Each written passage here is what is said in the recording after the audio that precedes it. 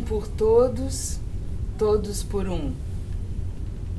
Guardião do fogo sagrado, que vai inspirar esse trabalho hoje, vai nos guiar, abençoar esse momento que vamos viver aqui juntos. Essa é a minha fé.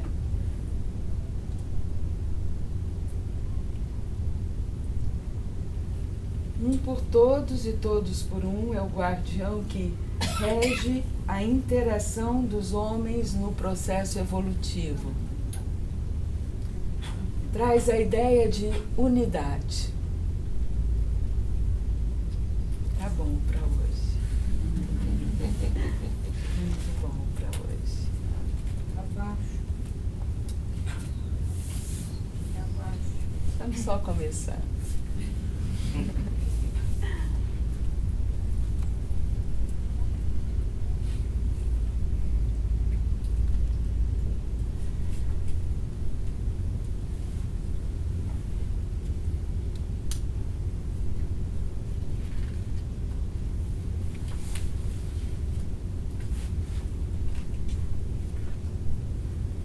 O compositor me disse que eu cantasse distraidamente essa canção,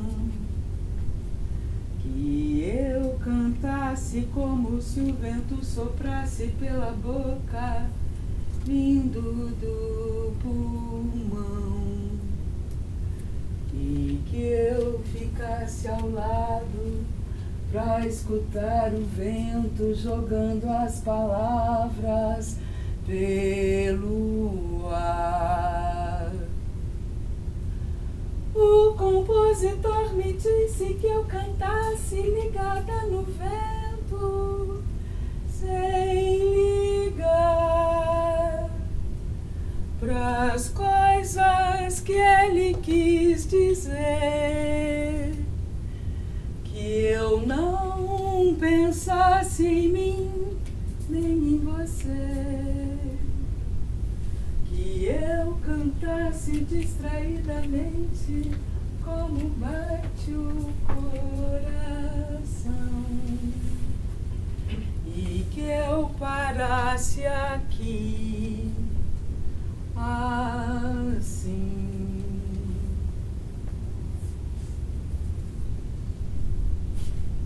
Quem quer viver sobre as ondas, quem quer viver sobre o mar, salve a cabocla Jurema, salve a sereia do mar.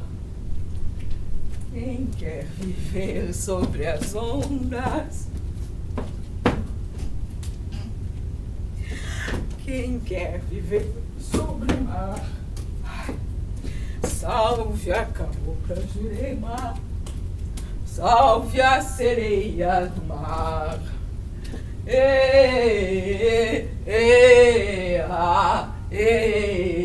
Jandira.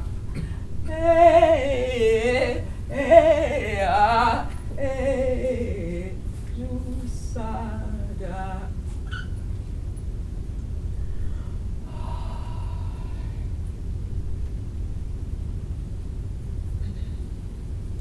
Meu coração é um ideograma desenhado com tinta lavável em papel de seda, onde caiu uma gota d'água.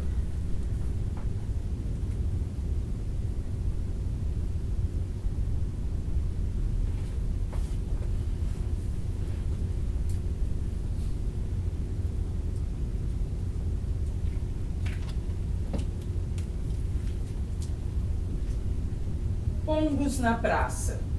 Um homem jogava bola como se retirado num fundo de cenário. Imaginei fosse um domingo. Depois vi mais e mais gente chegando, certamente um dia útil. Um guri veio e pediu, eu fiz um chuchu vago, acho que de impaciência, mas logo disse, não tenho nada. E de fato não tinha, a não ser que ficasse nu. O PM rondava, Uma lagartixa passava por entre pedras num canteiro e, ao fundo de tudo, um córrego vazava seu lamento. Como assim? Pergunta o companheiro no balcão do café. Não sei, respondo, mas é que ultimamente, eu dei para ouvir águas.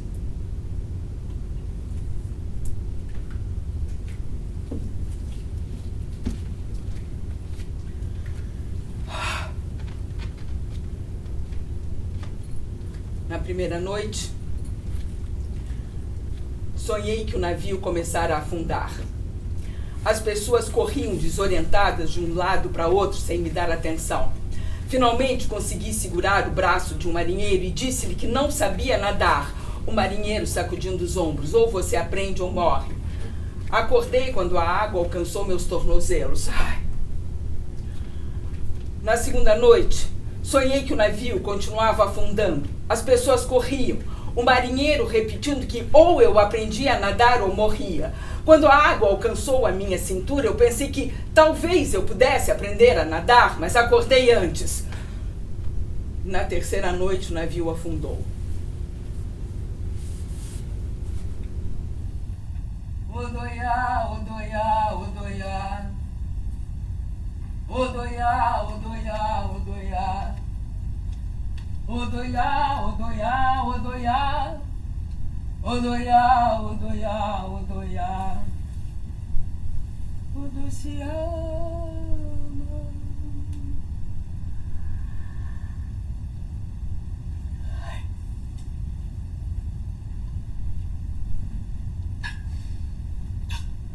Naquele tempo, minha única ocupação diária era tentar não morrer.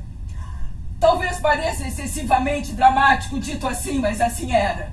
Nem sinistro ou espantosa, apenas cotidiana, feita de xícara de café, janela aberta ou fechada, sobre esse espaço vago que chamam de um depois, dentro e fora de mim a morte estava sempre presente. Naqueles dias uterinos gordurosos, quando eu não conseguia sequer sair da cama 30 horas em posição fetal, sem dormir nem viver, numa espécie de ensaio geral da treva definitiva deflagrada pela hospitalização de Daniel.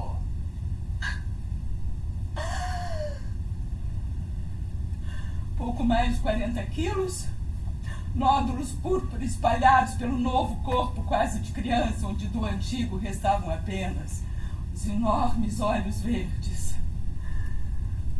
E também pelo suicídio de Júlia. Pulsos cortados, cabeça enfiada no forno de fogão a gás, vestida de bailarina, com tchutchu de gás azul e sapatilhas. Depois de haver grafitado com spray rosa-choque do lado de fora da porta da cozinha, alguma coisa amarga, alguma coisa em espanhol, alguma coisa assim. Não se pode viver sem amor. Naqueles dias, nem tão distantes daquele tempo que às vezes dura, às vezes 200 horas, restou essa sensação de que, como eles, também me vou tombando pela boca aberta de um vulcão, sem tempo nem fôlego para repetir como numa justificativa, oração ou mantra, enquanto caio sem salvação no fogo que é a verdade.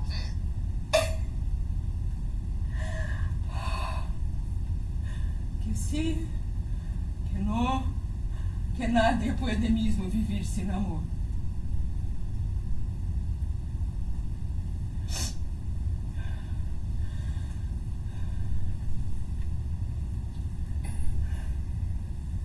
Quando eu passo, às vezes, por aquela esquina, espio sempre a outra rua por trás da igreja e, mesmo sem querer, sem perceber claro o que sinto, lembro daquela tarde em que fui visitá-lo pela última vez. E depois voltei andando pela rua com árvores tão altas que as suas copas se encontram lá no alto, formando como um túnel redondo, irregular, pensando coisas que nem lembro mais. Quando passo por lá, assim, rapidamente, penso se não deveria retomá-la, essa rua, essa caminhada, sem ele agora, para numa tarde, noite ou manhã qualquer, refazer o percurso inverso até a casa dele, onde nem mora mais. E parado naquela esquina feito espião, contemplar a varanda daquele 10º andar, onde costumávamos nos abraçar debruçados, espiando a rua lá embaixo, sendo aos poucos coberta pelas sombras, furando a copatuna das árvores, as sombras se espalhando pelo asfalto quente do verão passado, as sombras, enfim.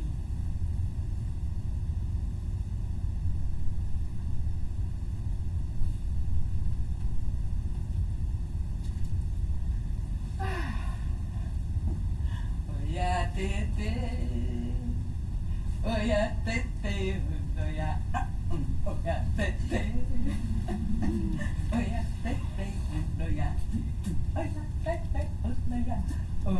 tete, oia, oia, tete, oia, tete, oia, tete.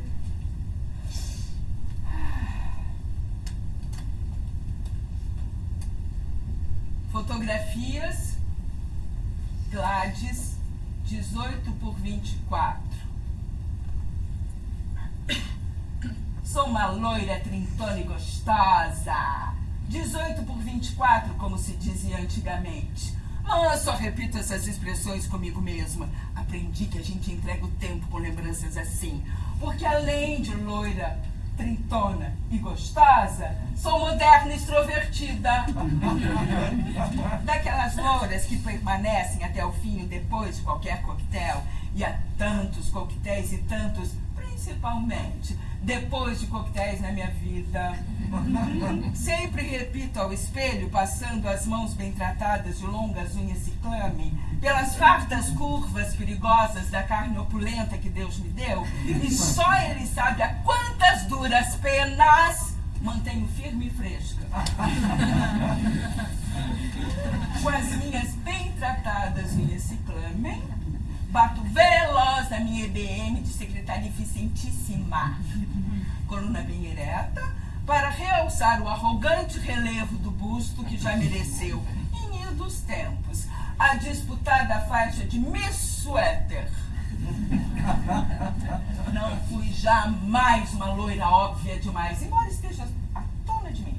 No meu longo conhecimento dos homens, descobri, astuciosa, que ao primeiro roçar de pupilas é preciso prometer absolutamente tudo. Mas no prosseguimento desses furtivos contatos, sei esmerar-me em caprichos e negativas, de tal modo que quanto mais me esquivo, mais prometo e mais abundantemente, se é que me entende. Cada não saído dos meus cristalinos dentes equivale a 2, 10, 200, sim, mas não agora. Te daria já uma turmalina, mas te darei mais tarde uma urna de diamantes. Sou uma loura facílima.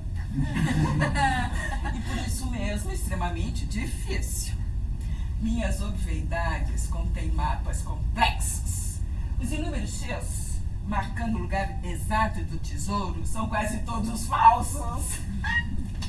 Mas o bom caçador... Aprendi também que é importante fazer o caçador supor-se caçador quando é, na verdade, caçado. O bom caçador caçado sempre percebe que o verdadeiro X, ao invés de perdido entre incontáveis perigos, pode estar à beira do mais manso dos regatos. Para este cedo, para estes quase sem hesitar, escancaram minhas coxas de cetim, e sou guia experiente nos segredos que conduzem até a minha licorosa caverna. Há 2 semanas, uma cigana decifrou as linhas da minha mão. 2 amores apontou, um já vivido. E sem esforço, localizei na memória aquele inábil escoteiro que em tempos imemoriais permiti que ensaiasse em minha exuberante geografia seus excitantes primeiros passos. E depois de 36 meses de proveitosa aprendizagem, consenti que partisse, disseminando por outras paragens toda a sabedoria que com trágica paciência e dilacerada alegria permiti que de mim extirpasse. Sempre soube ser eu, loira febril, apenas a primeira. Jamais a para sempre, a escolhida do seu esplêndido ventre juvenil. e outro em breve por chegar. Ele, o grande descobridor, o tão sabido que nada terei ensinar-lhe. Seremos interminável troca de prazeres, línguas divididas na volúpia, os corpos ensandecidos nos gestos mais furiosos e mais amenos, entre suores, gemidos, secreção de líquidos abundantes como cachoeiras tropicais, 7 quedas!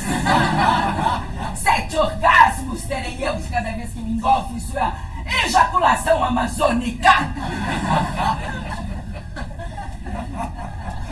É quando odeio a cigana por ter me enlouquecido assim. Custo a dormir envolta em ódio. Os dedos arquitetando delícias nos lábios mais recônditos. Mas a cada nova manhã não deixo de considerar o noturno coquetel. E escovando com infinito cuidado meus louros cabelos, sempre penso que pode ser hoje. E é tão luminosa que enfrento as manhãs, que apesar das sombras da madrugada, os que me veem passar, soberba e apocalíptica, pisando ereta no topo dos saltos, devem pensar qualquer coisa assim. Lá vai uma loura trintones gostosa ao certeiro encontro do seu grande descobridor.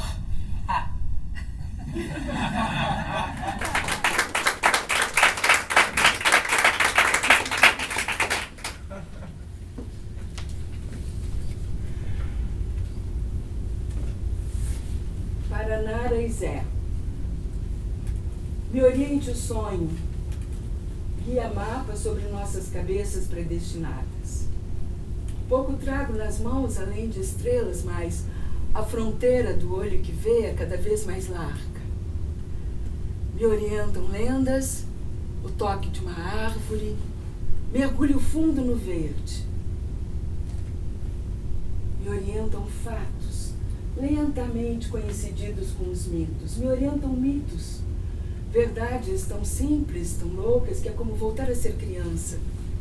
Recuperar essências, possuir todos os universos, penetrar em todas as camadas sem medo algum.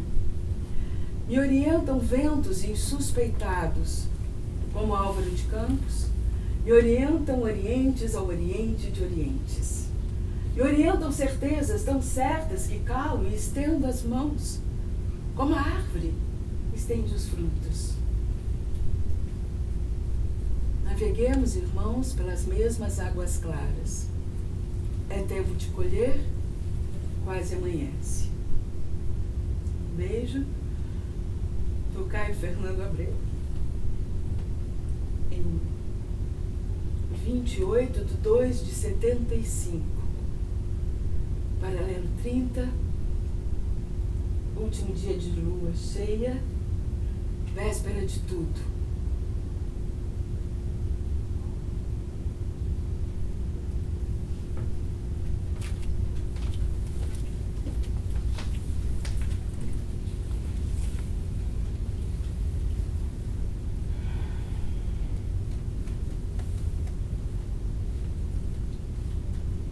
Fotografias Liege 3x4. Sou morena e magrinha. Meu pequeno coração foi gestado numa áspera charneca.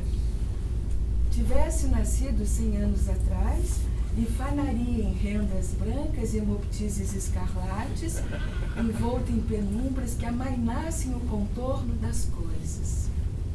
Frente ao espelho, é com recato que tranço meus longos cabelos. Os dedos de unhas roídas acariciam as roxas olheiras, fruto de solitárias insônias. De homens e malícias pouco sei. Não ofereço perigo algum. Sou quieta, como folha de outono esquecida entre as páginas de um livro. Meus gestos, minhas palavras são magrinhos como eu. Uma carícia minha, se porventura fizesse, seria tão branda quanto a brisa da tardezinha. Nas folhas que datilografo como secretária, meus chefes jamais encontraram uma rasura, uma violação de margem. E isso é tudo. Recebo modesta os elogios, vou 2 vezes ao banheiro, cada dia ao chegar e ao sair, e quando não há serviço, cruzo os braços sobre o busto escasso e simplesmente permaneço. Existo mais profundamente quando em silêncio. Ou então abro certo livro de poemas líricos para saborear algum verso, enquanto contemplo as alamedas que se estendem para além das janelas. Mas desde que uma cigana decifrou as fracas linhas da palma da minha mão, pouco sossego encontro no meu próprio sossego. 2 amores. Um já vivido. E lembrei daquele sôfrego estudante que depositou sua gosma gelada entre minhas coxas virginais contra um muro descascado numa sépia tarde outonissa. Até a chegada das próximas regas, temi que houvesse plantado sobre o tal semente dentro de mim. De cada vez que fechava os olhos, voltava a sentir seu bafo de fera no cio contra meu colo. As pedras do muro ferindo minhas espáduas, a corrida vergonhosa com as meias desabando, os inúmeros banhos, todas as colônias, todos os sabonetes, perfumes que passei pelo corpo para arrancar da minha pele aquele cheiro descarado de animal. Mas até hoje o cheiro persiste. Embora na chegada do fluxo tenha me embriagado feito demente naquele sangue que assegurava a permanência da minha pureza, deixei-me sangrar livremente por várias horas, encharcando roupas íntimas, lençóis, até ter a certeza que nem a mais ínfima gota do líquido vital daquele selvagem havia permanecido em minhas entranhas. E outro em breve por chegar. Desde então me desconheço. Abreviaram-se as idas ao banheiro para molhar os pulsos e o lóbulo das orelhas. Surpreendo-me ao odiar minhas próprias tranças, a mancha roxa sobre os olhos. Surpreendo-me investigando o porte de cada homem que se aproxima, em cada esquina que dobro. Nos ônibus que apanho para ir e vir, sinto que busco. E me detesto por essa inquietude ardida, por essa coisa que se alvoroça e me surpreende. Incontrolável! Alucinada! Então que mergulho em banhos gelados no meio da noite para acalmar a carne incompreensível fremente com a Teresa d'Ávila. As palavras da cigana me embalando feito cantiga de ninar.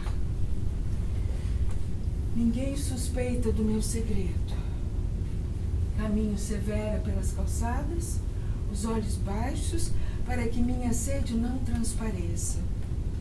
Sou tão morena e tão magrinha, que ninguém me adivinha como tenho andado.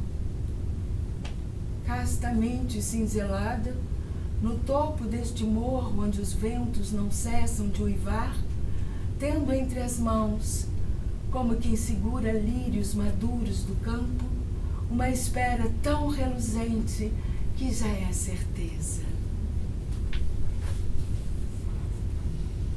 Vem, meu menino vadio, vem, sem mentir pra você, vem, mas vem sem fantasia, e da noite pro dia você não vai crescer.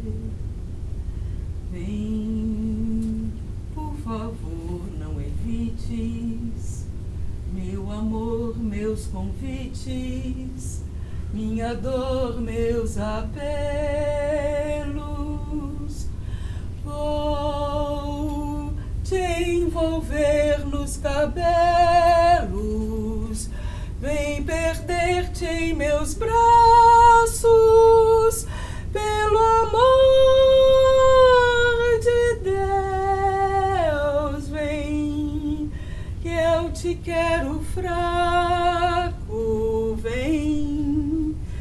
eu te quero tolo, vem, que eu te quero todo meu.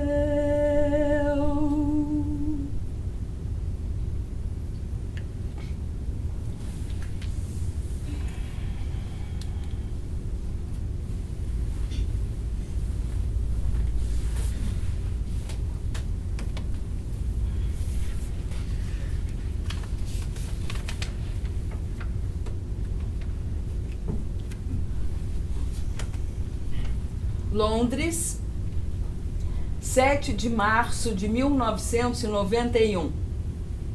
Nara querida, meia culpa, por mera atrapalhação, atrolho, como se diz no Rio Grande do Sul, não mandei antes autorização para sua montagem dos morangos mofados.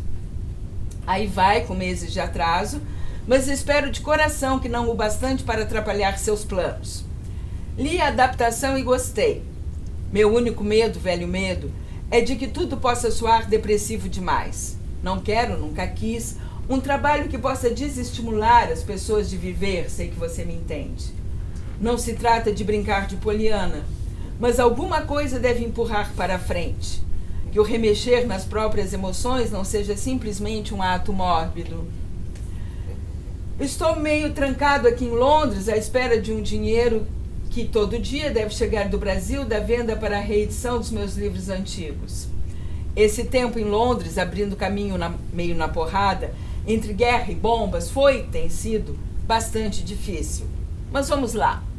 É importante tentar abrir espaço não só para mim mesmo, mas para a nova literatura brasileira. Em volta, a decadência total. O que reforça aquela minha velha convicção de que o Brasil é o melhor país do mundo, se você pensar na energia humana, na energia da natureza, não nos problemas sociais e econômicos. Sinto saudade 24 horas por dia e desejos insólitos que vão desde ouvir Alcione cantando um bom sambão até pegar um tiroteio nas ruas de Copacabana, como já aconteceu. Quando você cruzar com a Sandra, diga que penso nela frequentemente pelas ruas da nossa velha London, que já não é a mesma, tomada por uma falta de alegria impressionante. Que a sua vida seja serena e bela. Grato por tudo que você disse. Espero estar logo de volta para conversarmos pessoalmente. Muito carinho, Caio F. PS. Dê um beijo em Luiz Arthur. Recebi o cartão dele. Vou sim procurar o Roberto e o Márcio em Paris. Em 1983, eu fiz uma montagem dos Morangos Mofados ali no Teatro Cacilda Becker. E para o programa da peça, o Caio escreveu isso aqui. No começo, os morangos foram vida. Só depois viraram livro. De livro, começaram a transformar-se em filme. Agora vem Nara Kaiser, uma velha companheira, com um projeto para dar continuidade a um trabalho comum esboçado há alguns anos. Eu fico assistindo e gostando muito. Parece que esses morangos existem por dentro de muita gente, apenas coube a mim verbalizá-los. Não quero ser a carpideira de uma geração, nem sei se tenho grandes verdades a dizer sobre o mundo, mas sem separar um só minuto literatura de vida e contando pela palavra escrita das coisas que vivi ou que observei os companheiros de viagem viverem, sinto que esses fragmentos de tempos e emoções não se perdem ao vento. Espantoso, são comuns a muitos. Gostaria de poder tocar as pessoas no ombro para alertá-las do mofo, o mofo de dentro, dos medos, auto-enganos, o mofo de fora, da paranoia social, do caos econômico, dos preconceitos e intolerâncias, que ameaça matar esses campos de morangos que um dia, na canção de John Lennon, foram para sempre. De repente me surpreendo percebendo que as histórias que a gente inventa são vivas também. Crescem, se modificam, ganham outros sentidos, são amadas e ou odiadas como as pessoas. Mais forte que qualquer outro sentimento, vem o de que, afinal, feitas as contas, não está sendo inútil. No meio da desesperança e do amargor generalizados, uma gotinha miúda de mel, maravilhosamente doce. Caio Fernando Abreu, Rio de Janeiro, 12 de julho de 1983.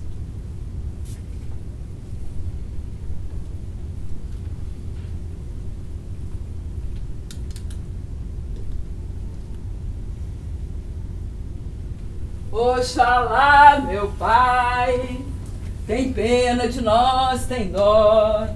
As voltas do mundo é grande, teu poder é bem maior. Oxalá, meu pai, tem pena de nós, tem dó. As voltas do mundo é grande, teu poder é bem maior. O calor de janeiro aquece meu corpo. Há tanta luz que preciso fechar um pouco os olhos para poder olhar as coisas de frente. Cruzo as mãos sobre os joelhos e isso me parece bom. Tenho quase certeza que atrás daquela porta alguém prepara qualquer coisa como um banho fresco, um café novo. Embora a rua esteja deserta, não me sinto só aqui. Nesta tarde, neste degrau.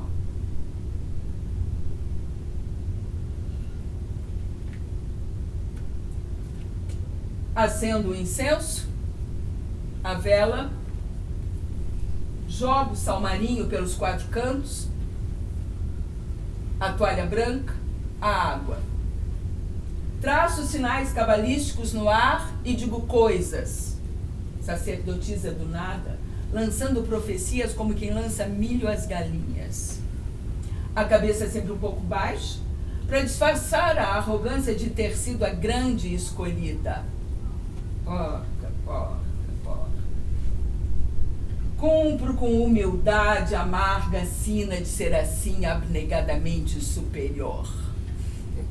E me melo toda no visgo das estrelas, me encharco de visões equivocadas. Depois, procuro o ponto de fogo entre as coxas e só então suspiro, aliviada de tanta santidade.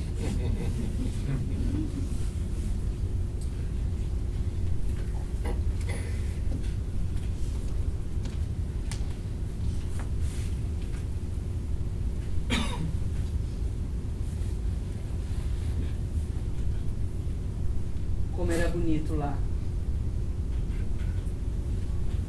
A gente sentava embaixo da figueira e ficava vendo o sol se pôr atrás do morro. A casa era branca e fresca. A gente via o rio de um lado e o morro do outro. Foi numa dessas tardes que a gente viu o trem. Aí a gente parou de conversar e ficou todo mundo olhando. Assim, de longe. O trem parecia tão pequenininho, quase uma centopeia na encosta daquele morro, com o sol se pondo atrás. Um tempo depois vieram as casas e a fábrica de cimento. O povo da cidade dizia que era bom, que agora todo mundo ia ter trabalho e ganhar muito dinheiro, que era o progresso que estava chegando. Mas a fábrica soltava uma fumaça branca e com o tempo as plantas murcharam, os peixes morreram e a terra não dava mais nada. A terra foi ficando tão imprestável que Clodomiro, meu filho mais velho, resolveu vender tudo para a gente se mudar para Canoas. Eu não queria, eu achava bonito lá. Eu acho que se a velha não tivesse morrido, ele não tinha vendido, mas ele vendeu e a gente se mudou para Canoas. Ele disse que a gente ia morar numa casinha que nem a outra, que eu ia poder plantar no pátio. Mas aquele pátio tinha tanta pedra que nem urtiga nascia lá. Eu fui ficando triste. E de noite eu já não conseguia nem dormir. Ficava andando do quarto para a sala, da sala para a cozinha, da cozinha para o banheiro, pensando na figueira e nas coisas que a gente conversava debaixo dela. Então eu repetia assim para mim mesmo, como era bonito lá. Como era bonito lá. Minha nora reclamava, dizia que não era bom para as crianças, e os vizinhos cochichavam quando eu saía no portão. Eu fui ficando cada vez mais triste, já não conseguia dormir nem comer. Minha nora dizia que eu parecia um bicho numa jaula. Eu suspirava e repetia: como era bonito lá, como era bonito lá. Aí um dia, eles disseram que eu estava louco.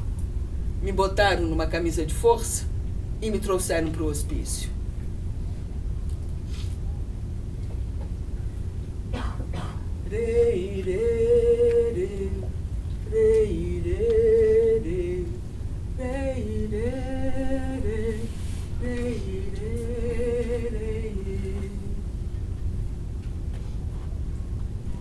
Última carta para além dos muros. O Estado de São Paulo, 18/9/1994. Porto Alegre. Imagino que você tenha achado minhas 2 últimas cartas obscuras, enigmáticas, como aquelas cartas dos almanaques de antigamente.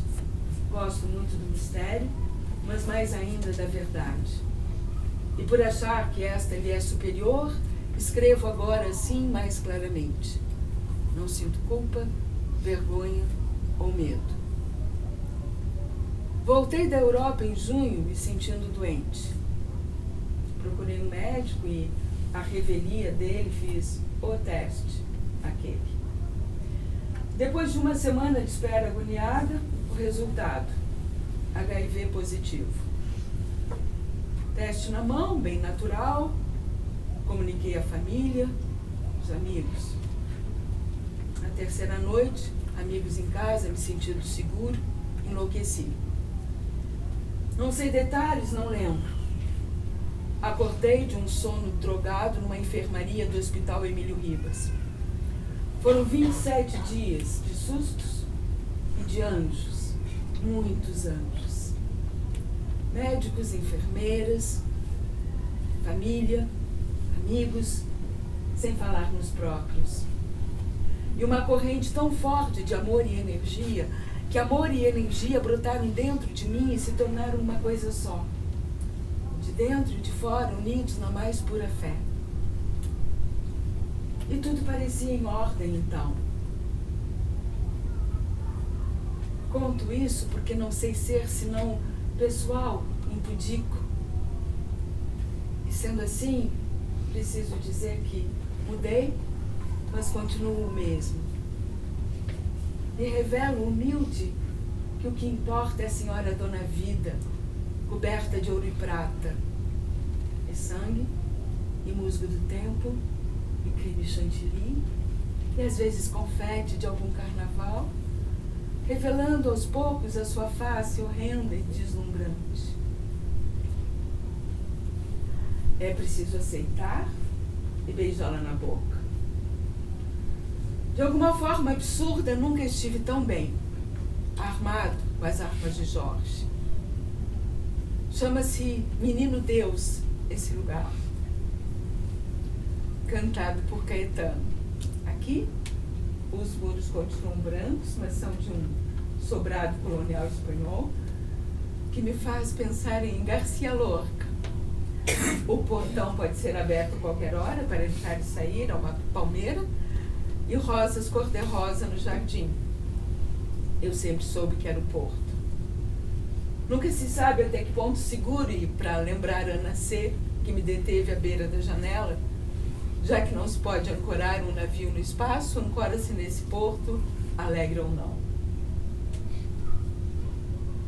Evoé Quintana, Evoé Iberê, Evoé Lia Luft. Abro e xinga ao acaso, Schenck, a ascensão. E agradeço, agradeço, agradeço.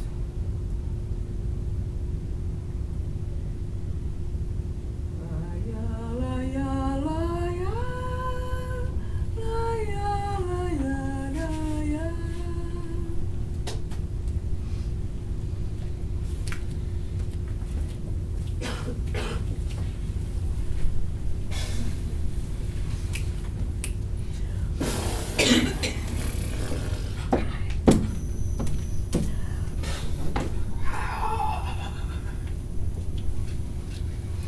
Enfim, enumerou na esquina, Raul se enforcara no banheiro 5 anos exatos amanhã. Lucinda quebrou as 2 pernas, atropelada por um corcel azul, 2 dias depois da Martinha confessar que estava grávida de 2 meses e não queria casar, a putinha.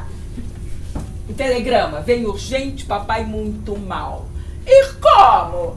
Com esse desconto de 30% no salário e 6 crediários para pagar ainda hoje sem falta. Apoiou-se, não havia em que se apoiar, apenas imaginou o apoio de alguma coisa sólida que não estava lá.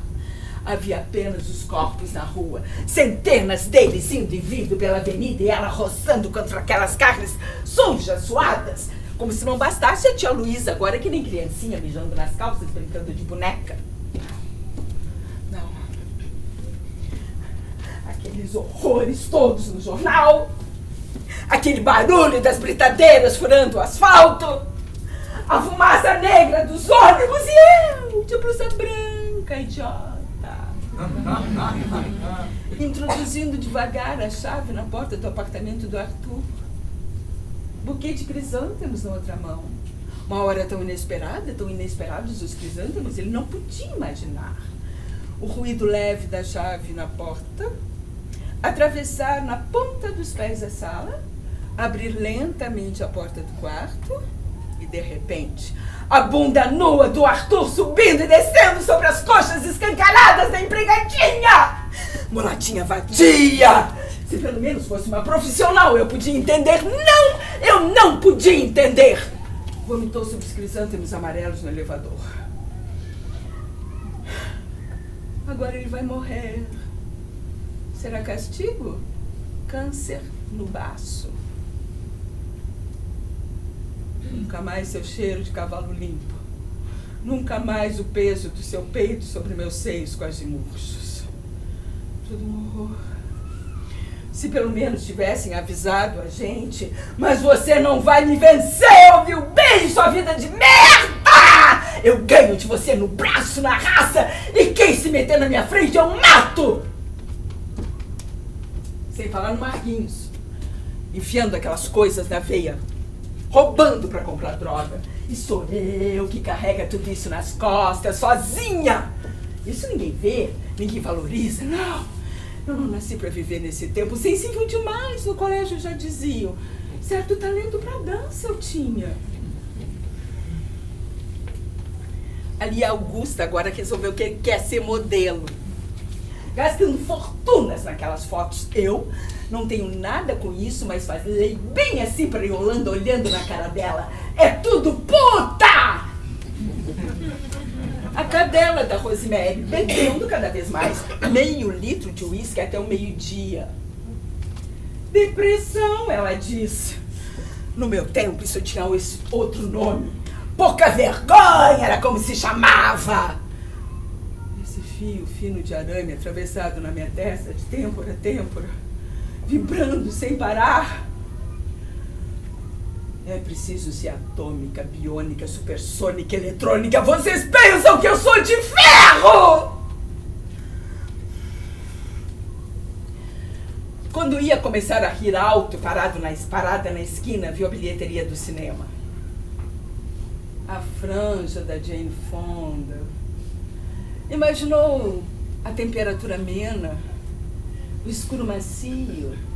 Ainda dava tempo, os crediários podiam esperar. 2 horas santas, boas, limpas, de uma vida que não a minha, a sua, a nossa, uma vida em que, enfim, tudo termina bem. Foi então que a menina pediu, segurou o seu braço e pediu: um troquinho, pelo amor de Deus! Pro meu irmãozinho que tá no hospital desenganado! Pra minha mãezinha que tá na cama encrevada, tia! Não tenho, ela disse, crispando as unhas contra a alça da bolsa, enquanto com a outra mão puxava o ingresso do outro lado do vidro da bilheteria. A menina insistia: só um troquinho, pelo amor de Deus! Pro meu irmãozinho, pra minha mãezinha, uma moça bonita, tão perfumada, tia! Não tenho, ela repetiu, e de novo, não tenho! Mas a menina não parava de olhar o troco pedindo: 50 centavinhos, pelo amor de Deus! Pro meu irmãozinho que tá desenganado no hospital! Pra minha mãezinha que tá entrevada em casa, eu que cuido, tia! Não tenho, caralho! E foi tentando andar em direção à porta do cinema. Não me enche o saco, porra! E não me chama de tia! Mas a menina não soltava seu braço. Assim. Ela segurando com força a alça da bolsa, tentando andar em direção à porta do cinema e, sem querer, arrastando a menina que não parava de pedir.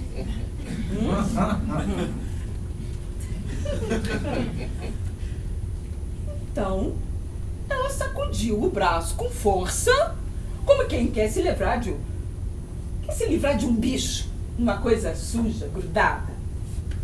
Foi então que a menina cravou as unhas com toda a força no seu braço, gritando bem alto. Todo mundo ouviu. Apesar dos camelôs, das gritadeiras, dos ônibus, dos carros, a menina gritou: sua vaca! Sua puta! Sua rica vadia vai morrer toda podre!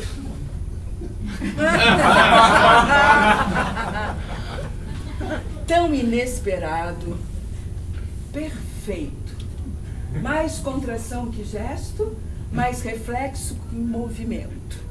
Como um passo de dança, ensaiado, estudado, repetido e realizado agora em plenitude.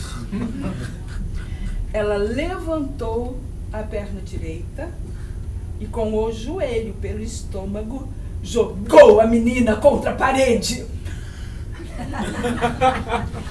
A menina escorregou, gritando: puta! Cadela! Rica nojenta! Vai morrer toda podre! Esse fio fino de arame vibrando sem parar na minha testa. Uma coroa de espinhos. Certeira, com a ponta fina da bota, ela acertou várias vezes nas pernas da menina caída. Alonga, contrai, bate e volta, alonga, contrai, bate e volta, alonga, contrai, bate e volta. Como um passo de dança. Certo talento, todos diziam. Não esperou pelo sangue. Com o cotovelo foi afastando as pessoas ao redor, só o tempo de comprar um pacote de pipocas e de ver refletido no espelho da sala de espera a cara de uma mulher quase velha, os cabelos empapados de suor, os seios quase murchos, a mão segurando com força a alça da bolsa. Afundou na poltrona sem horror no momento em que as luzes começavam a diminuir. Apertou a bolsa contra o colo, com as unhas baixou a gola da blusa, arranhando o pescoço. Cheiro de bicho.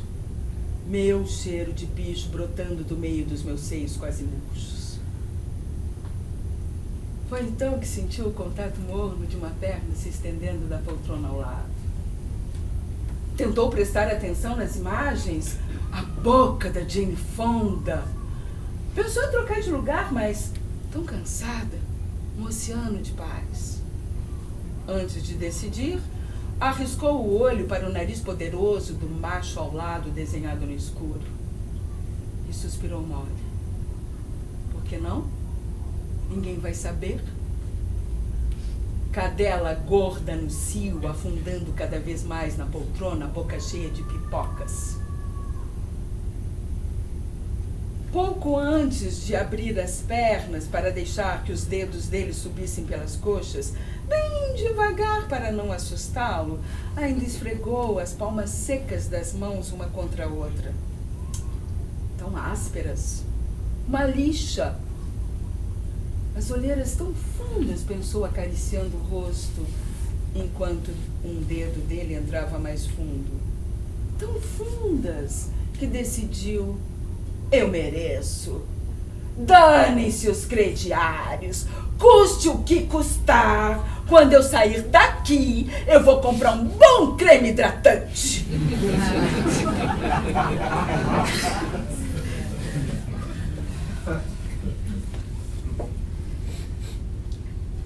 Houvesse cortinas no quarto, elas tremulariam com a brisa entrando pelas janelas abertas de manhã bem cedo. Acordei sem dificuldade. Espiei a rua lá fora, tão limpa, tão quieta. As azaleias vermelhas e brancas todas floridas. Parecia que alguém tinha acabado de pintar o céu de tão azul. Suspirei e respirei fundo. O ar puro da cidade lavou meus pulmões por dentro. Setembro estava chegando, enfim. Na sala, a mesa posta para o café. Leite, pão frescos e o jornal ao lado. Comi bem devagarinho, lendo as notícias do dia. Estava tudo em paz. No Nordeste, no Oriente Médio, nas Américas Central, do Norte e do Sul. Na página policial, uma reportagem sobre a impressionante diminuição da criminalidade. Comi, li, fumei, tão devagarzinho que nem percebi que estava atrasado para o trabalho. Achei mais prudente ligar e avisar que ainda ia demorar um pouco. O telefone não estava ocupado. Quando o chefe atendeu, eu comecei a contar uma história meio longa demais, meio confusa demais. E só quando ele repetiu pela terceira vez, calma, calma, foi que eu parei de falar. Então, ele disse que tinha acabado de sair de uma reunião com os patrões e tinham decidido que o meu trabalho era tão bom, mas tão bom, que eu não precisava mais ir lá. Bastava passar todo final de mês para receber o meu salário, que, aliás, havia sido triplicado. Desliguei o telefone confuso. Quer dizer que eu podia voltar ao meu livro? Discreta e silenciosa, como sempre, a empregada havia tirado a mesa do café. Sobre ela, agora, uma toalha de renda branca com rosas cor de chá, aquelas que o Chum mais gosta. No escritório, abri a gaveta e apanhei as pilhas dos originais de 3 anos. Meio sujos, assim, de tinta, café, vinho, umas gotinhas escuras que talvez fosse sangue. Reli tudo rapidamente. E a chave que tanto tempo faltava finalmente pintou. Coloquei papel na máquina e escrevi inspirado. Iluminado a um só tempo por Kafka, Fitzgerald e Clarice. Escrevi sem parar, cheio de prazer. Quando estava pensando em parar, o telefone tocou. Então, uma voz que eu não ouvia há muito tempo, tanto tempo que quase não reconheci, mas como poderia esquecê-la? Uma voz amorosa falou o meu nome. Uma voz quente disse que sentia uma saudade enorme, uma falta insuportável. Que queria voltar, pediu, para irmos às ilhas gregas, como havíamos combinado naquela noite. Se podia voltar, insistiu, para sermos felizes juntos. Eu disse que sim, claro que sim, 1000 vezes que sim. Então a voz repetia, que me queria agora ainda mais, de um jeito melhor e para sempre.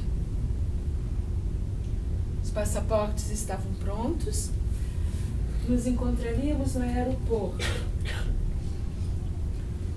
São Paulo, Roma, Atenas, Tinos Delos Pátimos. Leve seu livro, ele disse. Não esqueça suas partituras, falei. Olhei ao redor. A empregada havia colocado para tocar a Sagração da Primavera. E a mala estava pronta. Apanhei a gabardine, os originais, o chapéu, a mala e desci para a limusine que me aguardava. E embarquei rumo a PS. Andaram dizendo que minhas crônicas estavam muito tristes. Então eu escrevi essa para variar um pouco.